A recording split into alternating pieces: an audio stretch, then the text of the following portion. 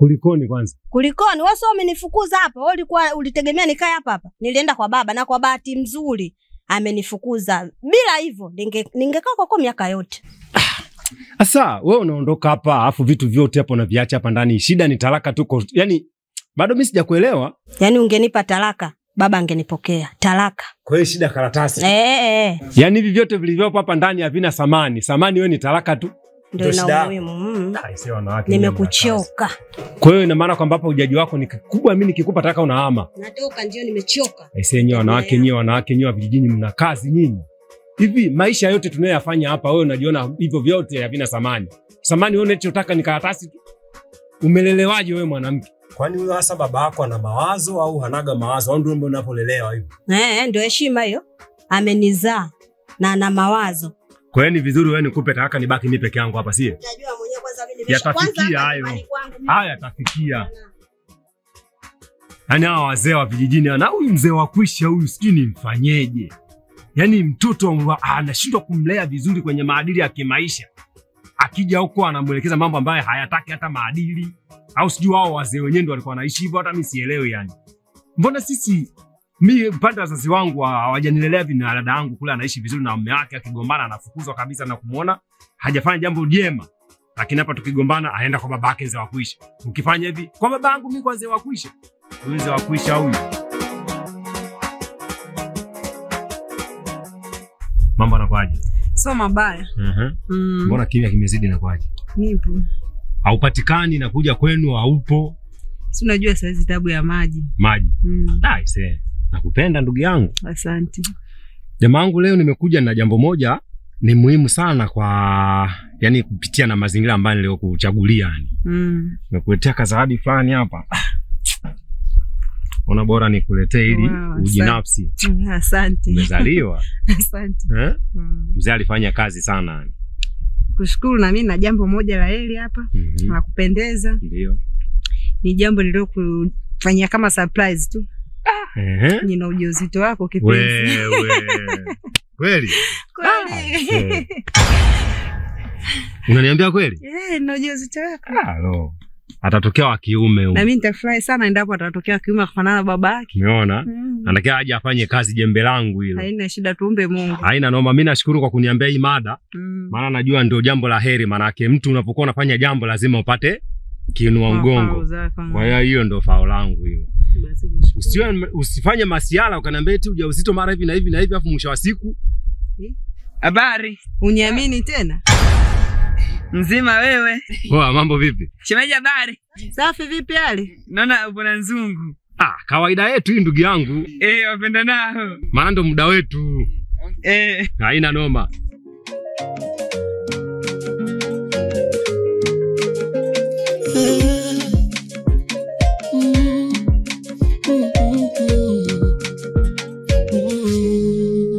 Nakosa hali afueni njema, nikifikiri na majibu sina, maana ni shetani na moyoni kunena, sitokubali maumivu tena.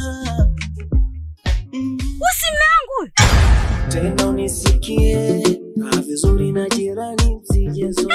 Jamani, ndio maana hata kule nyumbani sipati mimi jamani usingizi kwa ajili ya yule binti. Binti yeye hata simuoni vizuri, lakini yule ni mume wangu jamani. Yaani mimi yule leo lazima nimuonyeshe kitu.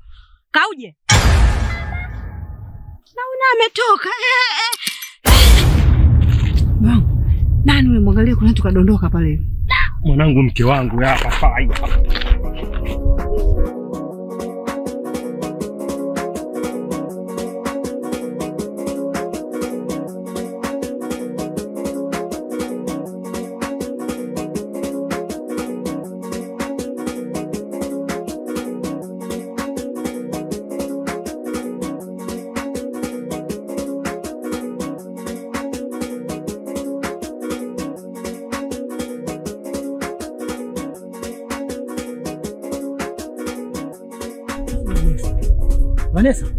Vanessa.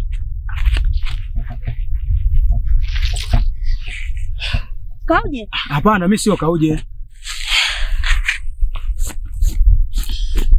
Kauje? Hapana, mimi sio Kauje. Kulikoni dada yangu, mbona uko hapa afu uko peke yako hapa? Wewe acha tu kakaangu. Acha tu. Maisha haya. Asante kakaangu.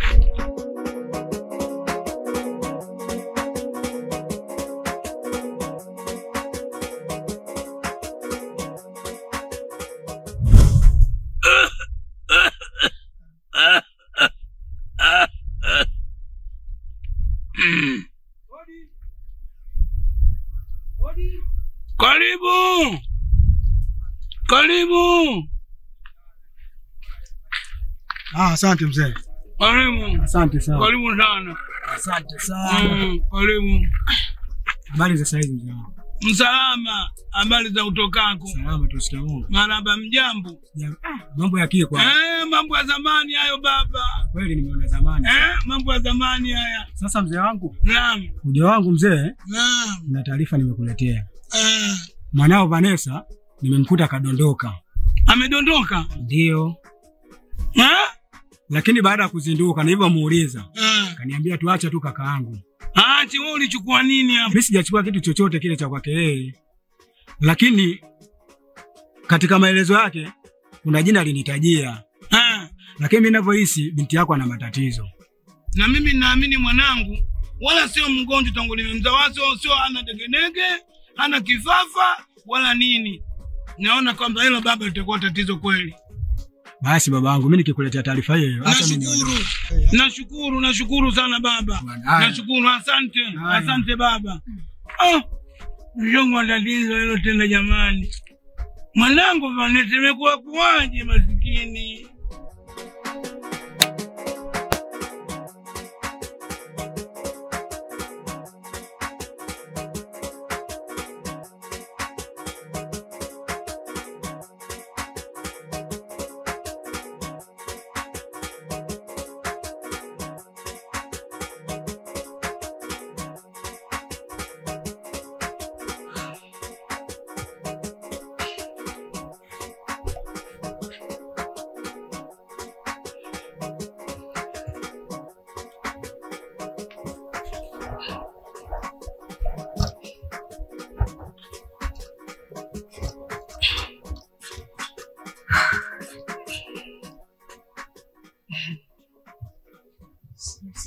Zishalimbulunga manake.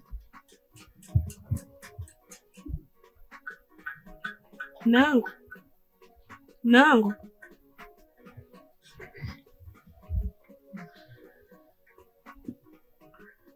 Nangu. Samani na mazungumzo na wewe. Muda gani huu? Ni kweli mume wangu, lakini nina kitu muhimu nataka nikwambie.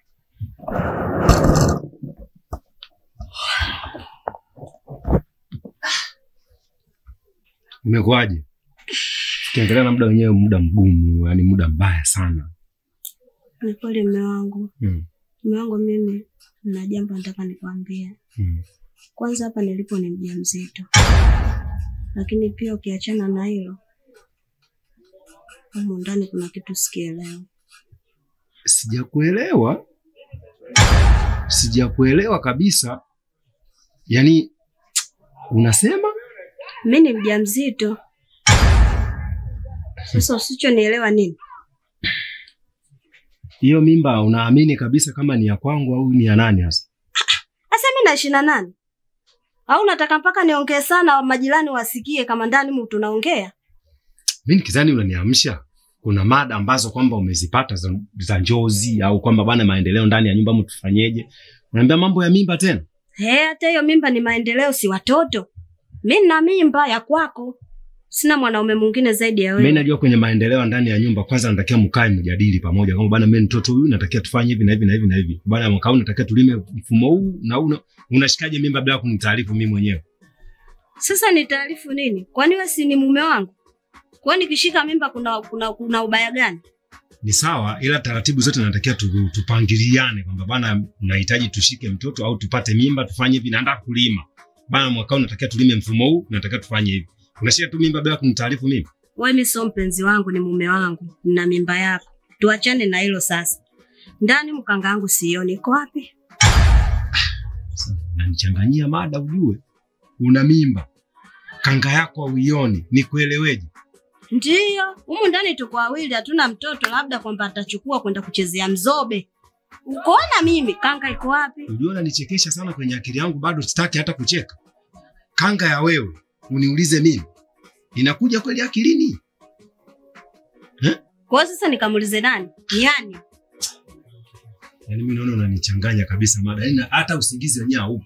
Niulize suwali, niulize shoka, kisu, hivyo ndio vitu vya mwanaume. Kanga ni ya wewe. Sasa unaenda wapi?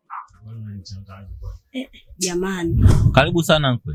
Asante. Habari za nyumbani? Salama tu, japo hamna amani. Kwa nini hamna amani? Mkwe, mimi nimekuja na matatizo kadha ukadha. Yaani hapa nimekuja hapa nilipo. Kwanza nilipo hapa ni mjamzito. Lakini ukiacha na ujauzito, ajabu ilioje mjomba wako. Hiyo mimba ameikataa na ananiambia nitoe.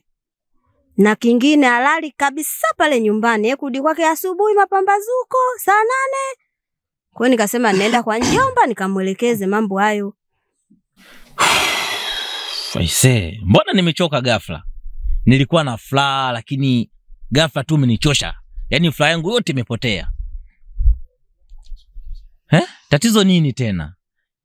Harudi nyumbani, inakuwa kuaje?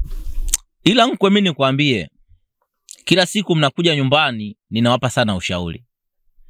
Yaani sasa hivi nafikia stage ninashindwa nini niwasaidie. Kila anayofika hana mambo yake ya kuongea. Huyu anakuja analiongea hili, wewe ukifika unaliongea hili. Sina tena ushauri wa kuwapa. Ninakuomba mkwe. Ninakuheshimu na mimi najua unaniheshimu. Sina ushauri tena wa kuwapa. Na kuomba unyanyuke, nenda nyumbani. Mkaamalize wenyewe nyumbani. Siwezi tena kuwasaidia. Mimi nilijua nako kwenda naenda kupata msaada, kumbe mtu wenyewe na wewe ndo wale. Sawa, ila ndo hivyo. Wanaume wote ni sale. Pote ya pote. Pote ya pote. Na wazee wameisha kabisa kwenye familia yenyewe, sijui wapo wazee. Kama kwenu wazee wameisha, waishe kwenu huko. Kama baba yako sio wakuisha wewe. Na mmeisha bwana. Ushauri kila siku. Mnanichosha bwana.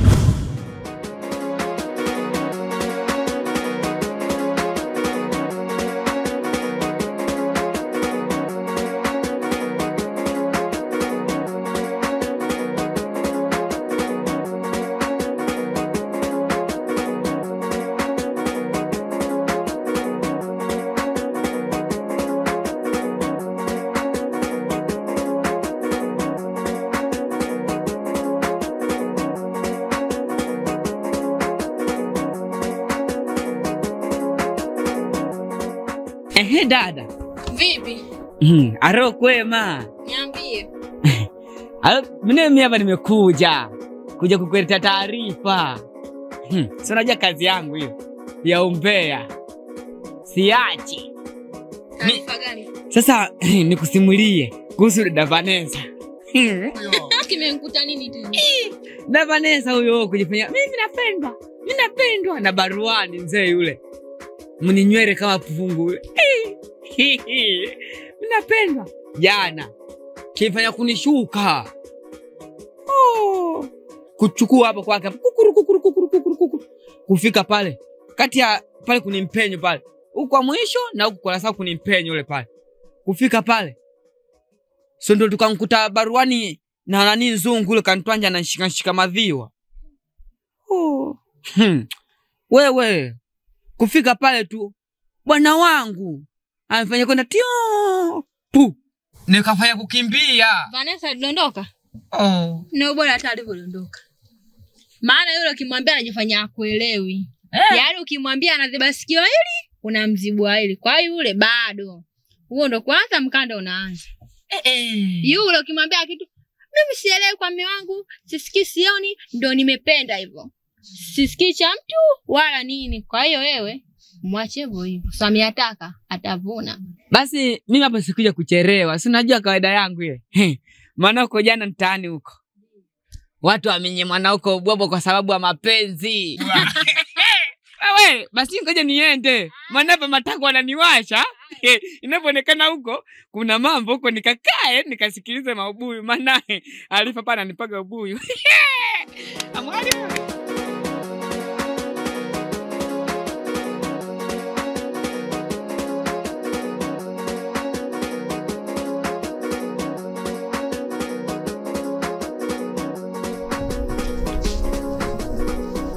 Wewe dada vipi, mbona umenigonga? Samahani, nimekukosea. Umenikosea? Kwani hujasoma Usalama babani hujasomea wewe? Kwa maana wewe ulikuwa unioni, kwa nini usinichepuke? Wewe mpumbavu nini? Njia yako juu, mkono wako wa kushoto siku zote. Kwanza hii kanga yangu. Hii kanga yangu. Wapi wameandika kanga yako? Wapi wameandika kanga yako wewe?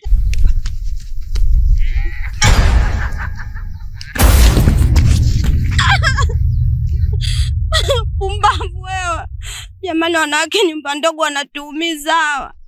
Kama na mimi siendagi kumfuata mume wangu. Na bado hiyo tulela, sio yenyewe bado. Mjinga mmoja wewe.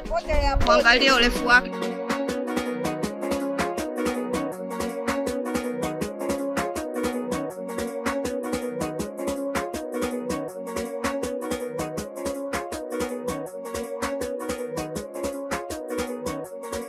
Shoga yangu afadhali nimekukuta. Umenikuta shoga yangu. Vipi? Uko poa?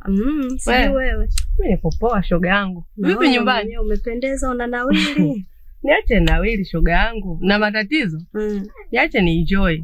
Usingo la kwani? Hatari shoga yangu. Asikudanganye mtu. Haya shoga, tuachane na hayo. Niambie. Mwezio mimi nina jambo tena zito kweli. Yaani nina zito kweli. Hapa nilipo shoga yangu, kwanza mjamzito. Lakini pia ukiachana na hilo kubwa kuliko sasa. Mume wangu hiyo mimba ameikataa. Chakatataki hata kuisikia na anasema nitoe. Nikasema naenda kwa shoga yangu Adija, nikamuelekeze nione naye ananishauri nini. Ndio hii nimefika. Mimi sina cha kukuelekeza. Kukuelekeza kwangu mimi, katoe ujauzito. Kama shemeji amekuambia. Unasemaje Adija? Katoe ujauzito ili uzidi kukale shemeji. Ndio maana unaua viumbe vingine. Sasa hapa kwa taarifa yako, mimi nahatarisha roho hizi mbili. Mimi pamoja na hiki kiumbe kilichokuwepo ndani ya tumbo langu. Sasa kwa taarifa yako, sitaki kabisa kusikia ushauri wako, ni bora niondoke. Maana yake wewe sio rafiki mzuri, wewe ni mnafiki. Mimi nilijua nakuja kwako napata akili ya maana, kumbe na wewe ndio wale. Lakini shoga yangu ndoa zinapotea siku zote. Nyumba ndogo ndio inatisha. Sasa ukilemba. Haya. Adija. Hivi nikuulize kitu. Mama yako mzazi ingekuwa ametoa mimba ya wewe, wewe na mimi tungejua? Wewe nitakie mimi.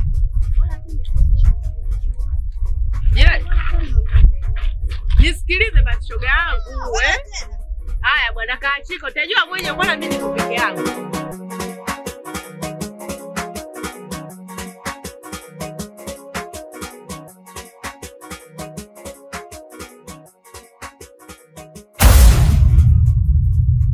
We vipi? Poa tu vipi? Mbona nigonga na kuaje? Hausikumi we? Unajisikiaje kwa mfano? Najisikia vizuri tu. Au unaniangaliaje? Wewe unanionaje kwanza? Mimi nafanana na wewe? Niangalie kwanza vizuri. Ndio mimi. Yaani wewe nafanyaga kukuona tu. Eti mimi mke wa manywe napendwa. Wewe unapendwa wewe. Una sura kupendewa. Wapo wenzako wanayependwa sio wewe. Wewe kama ganda tu la nje upo. Naona unafuatilia nyota za wenzio, kusikia kupendwa ndio huko. Nyota kaena wewe. Wani nyota waoni ha? Eti ndio nishapendwa. Yaani wewe ingekuwa mimi ndio Vanessa. Yaani sijui ungenivaaje kwa mfano. Jaribu kuvaa vazi la Vanessa uone. Nafanya kukuona tu. Eti mbili jao. Uliza mtaani Nasra ndio nani utajibiwa. Eti vazi la Vanessa uone. Na muogopa. Kwanza wewe mpaka Vanessa wako huyo. Hata hapa mnijai. Kwanza nitakushika wapi? Hata pa kukushika penye sipaoni. Mtoto wa watu. Fikisha taarifa kwa Vanessa wako huko. Mwambie shakutana na mbili jao. Mwangalie kwanza. Ovyo. Na nyuma kama mpigwa pasi. Subiri kwanza wewe mwana mama. Choki merudi. Nini tena leo? Hivi kwa hiyo unakuwa na matatizo wewe mwanamke? Matatizo gani au nimekifanya nini? Hujui ulichokifanya? Ndio. Hivi uko mtaani kila nakopita naambia mke wako. Shida unalolipi, shida gani hasa? Mimi hamna nilichokifanya, mimi nimekifanya nini? Unajitoa ufahamu. Wewe umjui mbili jao? Mbili jao? Yule malaya yako, yule mimi ndo amenichokoza. Ukitaka nifanyaje? Unaona ujinga uneniambia au? Kwanza nimemkuta na kangangu. Wewe ulikuwa unakataa? Wewe ulikuwa unakataa? Una imani ya kwamba hiyo nguo ni ya kwako? Nguo ile ni ya kwangu. Alafu kwa taarifa yako ilichanika kidogo pembeni. Na ndio hiyo ulivyokuwa mwanaume dhaifu unaonga mpaka nguo ya mkeo ndani. Yanahusu. Kumbe hauishiwi maneno, unajivunia maneno yako hayo. Hivi nguo zote hizo useme hizo nguo yako? Tukila siku wewe, tukila nitakapotembea wewe, tukila nikifanya hivi wewe tu. Ukiona vaona malezi mazuri na Kwanza miaka gani mchokoza mimi ningefanya hizo mali ba. Nenda kafanyia kwa baba yako zile ofisi sio hapo.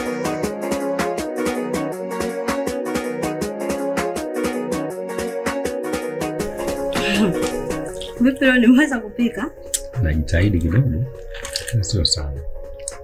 Kidogo? Kidogo sana. Asa unajitahidi sana nani? Chana kabisa na hilo swali. Wewe endelea kula. Haya kuhusu. Haya nihusu. Yaani hata kula kwenyewe sasa hakulogi. Ina maana hapa tu pia sijaweza kupika jamani.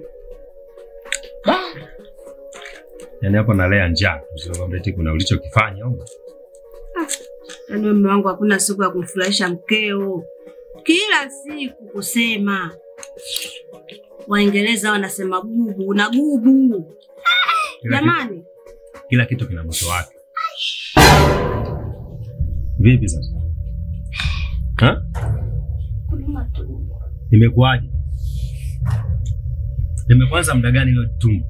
Ndio maana sasa hivi. Sasa kula kwenyewe unaoga. Rangi kwa nazo hapa. Tulia kwanza.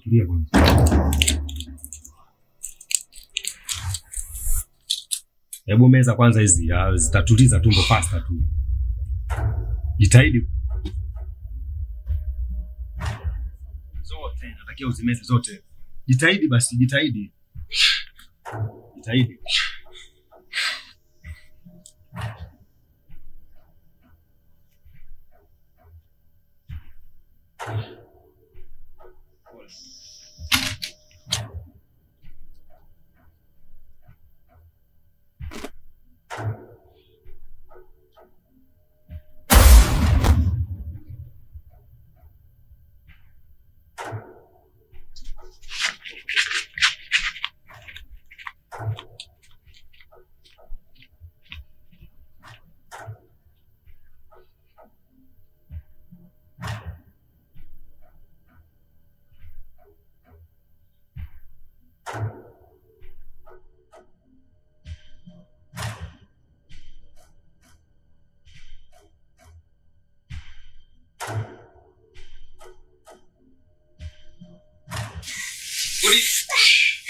Dada.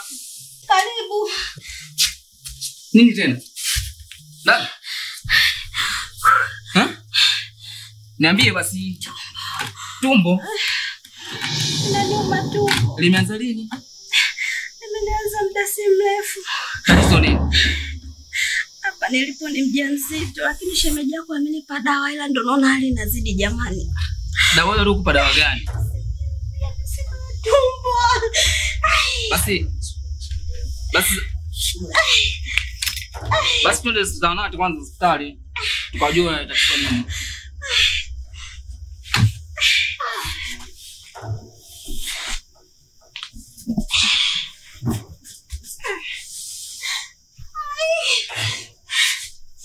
Pole, tutapona.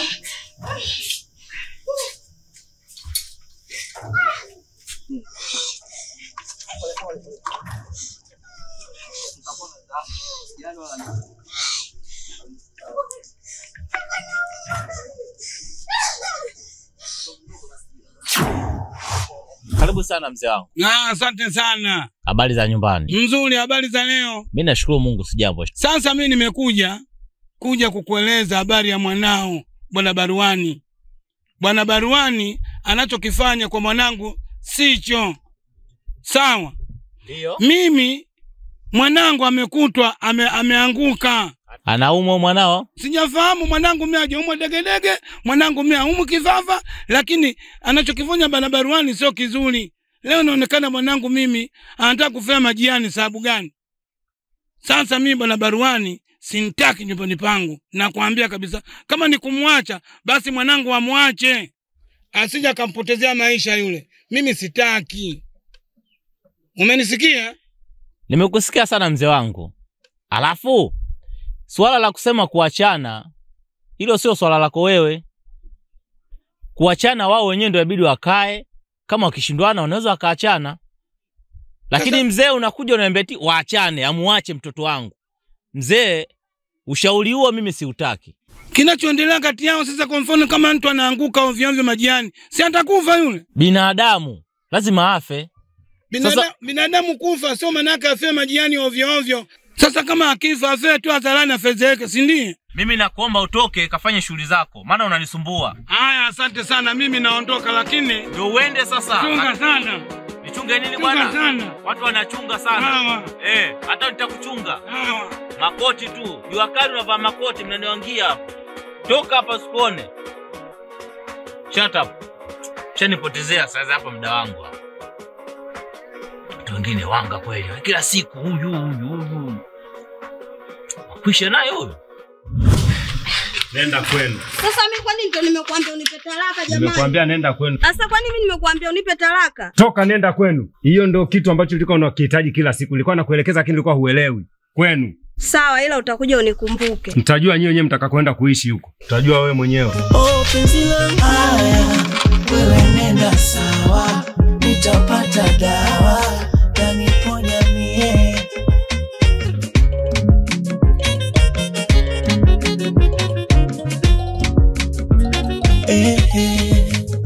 Dunia, duara dunia, yazunguka zunguka na mapenzi ndani. Ningojea nasubira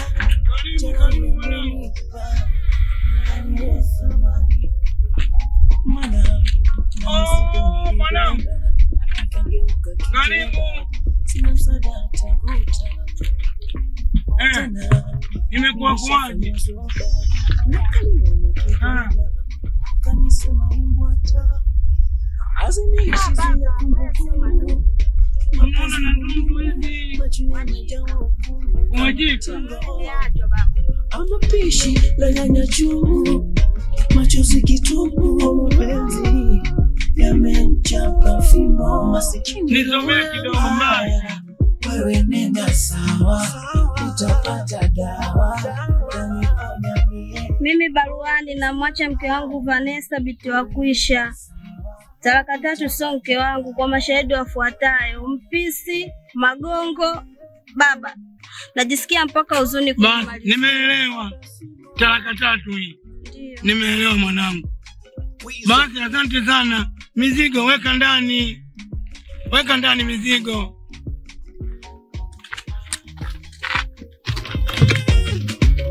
Weka ndani. Baba. Na dunia, duara dunia, yazunguka zunguka na mapenzi ndani. Nilingojea nasubira, jana liamenipa. Mjomba. Mjomba. Karibu.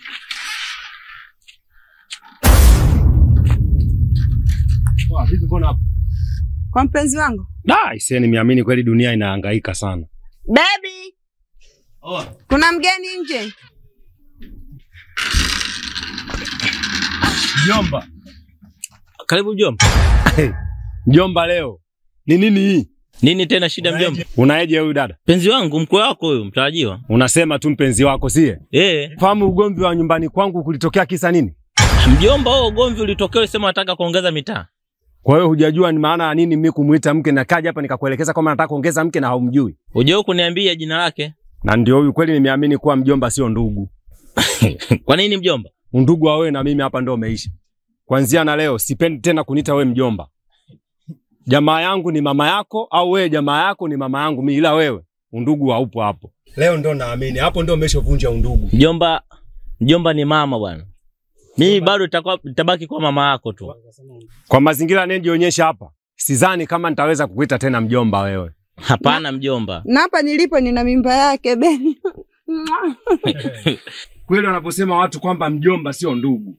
Nimeamini. Hiyo Watu mjomba, wengi huwa wanasema kwamba undugu unaisha kwa ajili ya hawa. Hapo umeshavunja undugu wewe na mimi. mjomba, undugu hawezi kuvunjika kwa sababu umefika umeniambia nina lengo la kuongeza mke. Uliniambia mwanamke jina lake nani? Utakuja ufundishike wewe mjomba wangu na nitakufundisha. Mjomba pote apote bwana. Kweli? Oh, penzi langu wewe nenda sawa, nitapata dawa. Bwana, mimi nimekuja lengo nikuulize jambo moja. Hivi upendo wa Vanessa na Baruani unaona uko sahihi kweli? Hayapo sawa. Kwa sababu nimekuja nikuulize wewe, labda mwanamke mwenzenu mnampa ushauri kwamba wewe bwana sio, si unaona miondoko yake hiyo? Ashauriki. Vanessa unamsikia ashauriki. Unamjua unamsikia? Anaitwa Vanessa huyo. Yaani ukimwambia kitu akuelewi. Vanessa amekufa ameoza kwa manywele. Kwa Baruani. Lakini ukija kuangalia ni kweli kwamba ule upendo pale mimi naweza nikasema kabisa sio waheri. Maana mimi naona kama Vanessa ndo amempenda sana bwana wake kuliko Baruani kumpenda Vanessa. Huko unakopita, kila unakopita unasikia pendo la Vanessa na Baruani. Vanessa kampenda sana mume wake, lakini mume wake ampendi yeye. Na sasa hivi ukija kuangalia huyo Baruani halali nyumbani kwake, ana mwanamke huko nje. Basi yani kila siku ni tafalani tu mapenzi yale pale. Hakuna pale cha kusema mapenzi wala nini. Wanajua Vanessa wewe au unamsikia. Sio kwamba hajapata mtu. Yule panje fanya asikii. Kila tukimfuata kwake da Vanessa, mtu fulani hivi, sitaki, usiniangalie katika maisha yangu, naomba uniache. Kwa watu tunamwacha, tumfuatilie wa nini? Ateseke bado, mimi nasema bado hajaumia. Akiumia hapo atasema mimi hiki nijivue, lakini bado mimi namwacha hivyo hivyo. Mimi naweza nikasema kama yule mwanamke mwenzenu amshauri vizuri. Kwa sababu unajua upendo ni furaha. Na kama furaha mimi najua kabisa kama mnamueleza kabisa na mwenyewe anaona yanayotokea au yanayoendelea, anaweza akasikiliza. Mimi sione kama mapenzi yale pale yana ukweli ndani yake. Hakuna upendo wa dhati pale. Na kitu kimoja tu mimi ninachotaka nikwambie, mimi natamani sana niwe na Vanessa. Wewe tena. Acha tamaa. Hizo ni tamaa. Unamjua Vanessa unamsikia? Yatakuja kutokea puani, Vanessa ni mjua mimi huyo. Endelea. Hamna. Wewe mimi nahisi Vanessa mjui, ngoja kugeuzia upande wa pili akufanyie wewe kama alivyomfanyia mwenzako. Mimi hawezi kunifanyia. Na atakufanyia. Mimi hata ngoja niondoke. Ila ipo siku unaweza ukaniona niko na Vanessa. Wewe tena. Mwenyewe utastaajabu. Ajabu ya nini? Mimi naondoka bwana. Ovyo. Mwangalie kwanza. Karibu sana. Asante. Karibu sana. Asante. Hapa ndio nyumbani. Asante. Shemeji yako hapa yupo? Ndio. Ametoka juzi. Amekwenda wapi? Shemeji yako ametoka juzi hapa, ameelekea huko. Wapi? Anasema kuna wajukuu zake huko. Ndiko alikokwenda huko. Sijui mama nyumbani au shemeji anasemaje. Nashukuru Mungu ametuamsha kwa siku ya leo. Amina. Watoto hawajambo.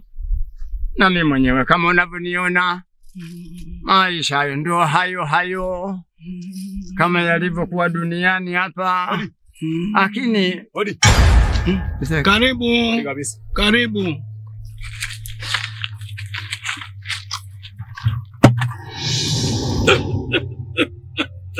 Karibu hapa. Habari za hapa mzee? Salama. Habari za nyumbani? Salama kwema? Salama kabisa. Habari za huko nyumbani? Jambo wazima? Tupo. Mama anasemaje? Ametoka juzi hiyo, ameelekea kwa wajukuu zake. Hajarudi bado. Kuwaona. Maswera. Baba, habari za leo? Safi tu. Salama wazima? Sijui wewe. Shikamoo. Labda za nyumbani? Tujambo. Mimi nimekuja hapa na jambo langu ndani ya maisha yangu. Na hili jambo nakumbuka kuwa nilivyokuwa mwanzo nilikuwa mchumba wa Vanessa, lakini nimempa talaka. Ujio hapa lengo niombe radhi kwanza kwa kweli, kuombe radhi kupitia na mwanamke na mhitaji kurudi nyumbani. Yaani lengo arudi nyumbani kwangu kama mke wangu. Na ndo nilichojia hapo. Miaka tulioishi mimi na mtoto wako tumeishi mambo mengi sana tumeyafanya, lakini miaka karibuni siku kadhaa nimeileta talaka hapa. Lakini nimekaa nimefikiria nikasema maisha haya mimi niko peke yangu hadi lini? Bora nirudi kwa mke wangu. Kwa hiyo mji huu lengo nije niombe radhi kwa mzee wangu. Na muhitaji mke wangu. Mimi nilikuwa natisha. Mimi nilikuwa natembea juu ya wanania mwamba hivi. Kweli? Sio mchezo huyo. Muulize kaka huyo. Kweli kabisa yanayoongea. Huyu mimi ndiye amenilea kutoka udogoni. Shughuli zangu mimi anazijua. Kabisa. Sasa swala lako mimi kweli wewe ni baba. Lakini mlivyoachana na mke wako mambo yaliyotokea mimi siwezi nikabeba dhamana kusema nitakuwa na majibu ya moja kwa moja. Isipokuwa msubiri mwenyewe binti wa Kwisha, Vanessa, subiri mwenyewe ndiye atakayetoa majibu. Lakini kama nilivyokuambia kuwa mimi nahitaji kwanza nirudi kwa mke wangu. Yaani mke wangu arudi kwangu mimi tuendeleze maisha yale tuliyoyaachia. Basi subiri nikuitie huyo binti wa Kwisha huyo. Vanessa! Wewe Vanessa!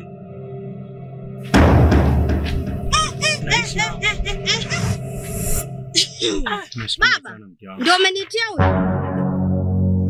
Ndio mgeni huyo mwanangu, nimesema mgeni ndio huyo. Nashukuru sana mke wangu. Wewe una akili kweli? Zipo za kutosha na ndio maana hauna akili. Yaani ungekuwepo kama umefahamu kitu ambacho ulichonitendea wewe usingekuja hapa. Ni vizuri ungekaa tukaongea vizuri. Eti nikaa, yaani sina nafasi hata ya kukaa. Unakumbuka ulichonifanyia? Umenipiga talaka 3. Ijatosha, ulinitolesha na mimba. Hapo eti leo unakuja na nihitaji mimi Vanessa, mimi. Mimi najua niliyoyafanya kwako na ndio maana nimeamua nirudi kwako nikuombe radhi. Mengi sana tumefanyana lakini tulikuwa tunasameheana. Unashindwa kulisamehe hili? Unajua sana porojo za kuongea. Toka. Nyanyuka hapo ulipo na kuona kinyaa jamani. Nasema mzee, kweli dunia hadaa. Watu wengine. Majibu ndio hayo baba. Ila mimi nikuombe tena ukae na binti yako. Toka. Nyanyuka. Kaka. Umeona kilichotokea? Nimekiona. Basi yule ndiye alikuwa mume wake huyo binti huyo. Ndio. Sasa mambo aliyomfanyia huyu ya hatari. Sio leo anakuja anasema mimi nataka mke wangu. Nikasema mambo haya msubiri mwenyewe atoe majibu. Alipokuja sio umesikia? Nimesikia. Ulimwengu hadaa. Amesema ulimwengu hadaa. Kumbe sio ulimwengu hadaa. Amejiadaisha mwenyewe. Sasa mimi ningeona, unasikia kaka? Ningeona tuzungumze naye kwanza mama, halafu tusikia anasema likishindikana si basi. Basi mimi yule mambo aliyomfanyia binti yangu. Wala simpendi hata mimi. Yaani simpendi kwanza nzee, acha hapo. Simpendi kabisa. Mwanangu aliumwa, mwanangu amepata tabu, mwanangu amesoneka sana kwa muda mrefu. Leo mtoto wangu amenisukuma talaka 3. Sio mke wangu, talaka 3 sio mke wangu. Leo amfuate tena? Hapana, mimi naona aache kama alivyokataa mwanangu huyu. Hata mimi nasema basi. Haya basi.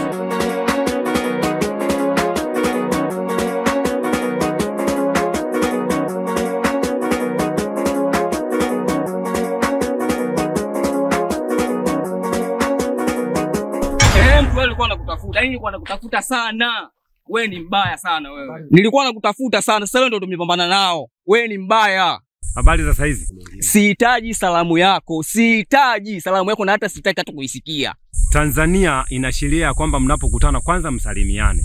Sihitaji hata salamu yako, ninavyokuambia. Wewe ni mbaya. Wewe unanitolesha dada yangu mimi mimba. Lengo ni kuambie. Kwanza chukua heshima ya kujua kama mimi ni nani kwenu.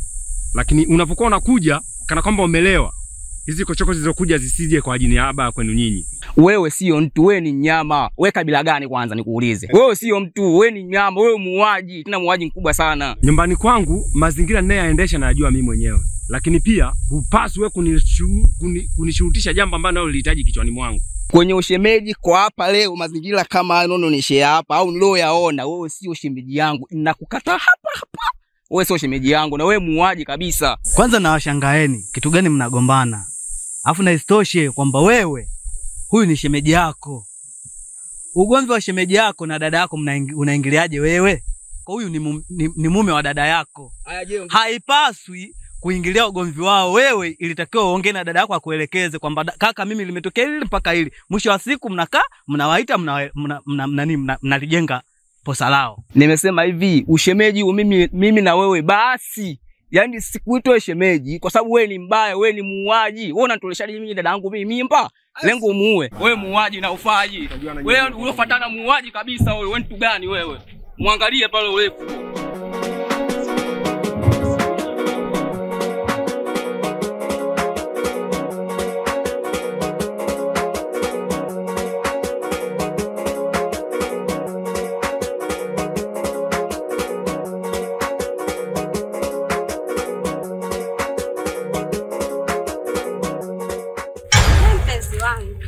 Mke wangu.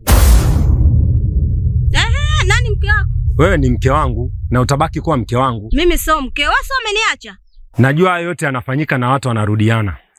Imani yangu iko kwako na itabaki kuwa kwako. Aha, umejisaulisha Wewe ulikuwa unasema 2 jao sijui kantwanje sijui nzungu sijui so ndio wewe. Umenipa talaka 3. Haijatosha ukanitolesha mpaka mimba. Haijatosha umenifukuza kwetu kama sio kwetu. Wewe utabaki kuwa mke wangu na utaendelea kuwa mke wangu. Sio kwa mwanaume wewe. Mimi najua ufahamu nini unachokifanya. Yote na yote yatatokea kama hayo leo yaonyesha kwangu. Hata yeye atayapata kwako. Ulijua moyo wangu utaganda kwako Basi huyu mwanaume ndo niliompenda. Na ndo atakaye nifuta machozi yangu. Hayo unayafanya. Hata huyo unayemwambia kama ndo mtu wako ambaye atakaye kuchiti ndani ya moyo wako. Kumbuka wazi kabisa haya ni mapito. Mimi sijali kama kwako amefanya kitu chochote. Ninachojali mimi ni hisia zangu tu kwake. Mimi nimempenda na yeye kanipenda. Usizanie wewe kumpa talaka ukafikiria kama tayari umemaliza kila kitu. Kwa maana yake mzuri kama huyu kubaki peke yake mimi sidhani kama itakuwa rahisi. Bro, huyu mwanamke usije ukamwamini. Haya nifanyia mimi utakuja ufanyiwe wewe ukaona kabisa kama ni kweli yale aliyokasema bro yale utakuja uyakumbuke haya. Hayo bro maneno ya ukosaje yani. Ni sawa ila kumbuka ninachokuambia. Wewe ni mwanaume mwenzangu na utabaki kuwa mwanaume mwenzangu. Huyu ni mwanamke ambaye mpitia ubavu wa kushoto, sisi tumezaliwa ubavu wa kulia. Kumbuka ninachokuambia. Mwisho wa siku akija kutokea, kana seji yako uje ukumbuke kabisa kwamba nilikutana na Baruani, siku ya kwanza kukutana na mwanamke akaniambia hivi. Bwana achana naye yule sikichaa tu, unamwona hata nywele zake. Masikini roho yangu haya, wewe nenda sawa, nitapata dawa, taniponya mie. Penzi langu haya, wewe nenda sawa, nitapata dawa, taniponya mie.